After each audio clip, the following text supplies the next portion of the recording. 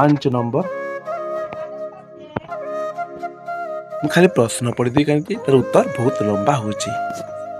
କ ନମ୍ବର ସାପ ମୋଚନ କବିତାରେ କବି ଜଗନ୍ନାଥ ଦାସଙ୍କ ବିଷୟରେ ବିନ୍ୟାସ କୌଶଳ ଉପସ୍ଥାପନ କର।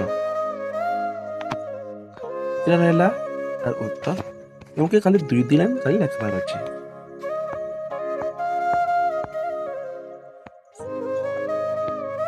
ଖ ନମ୍ବର ସାପ ମୋଚନ କବିତା ଅନୁସରଣରେ କବିଙ୍କ ଧାର୍ମିକ ଭାବନା ସ୍ୱତନ୍ତ୍ର ବିଚାର କର।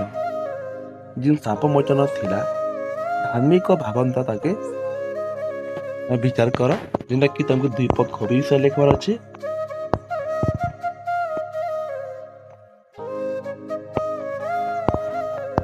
ଗ ନମ୍ବର ମୃଗରାଜ ଚରିତ୍ର ନିରୂପଣ କର।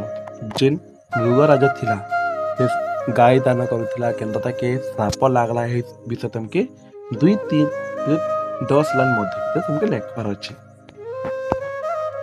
ଯେନ୍ 2 ଲାଇନ୍ ରହୁଛେ କବିଙ୍କ ପରିଚୟ, କିଂ ସ୍କନ୍ଦରେ ଆସିଛି ସାପ ମୋଚନ, ସେ ବିଷୟ ତମକୁ 2 ଲାଇନ୍ ଲେଖିବାର ଥିଲା।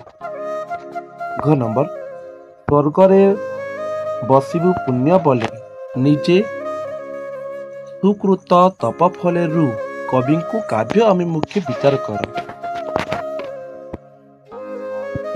ଉତ୍ତର ରହୁଛି ଆମ mihirsa.in ରହୁଛି।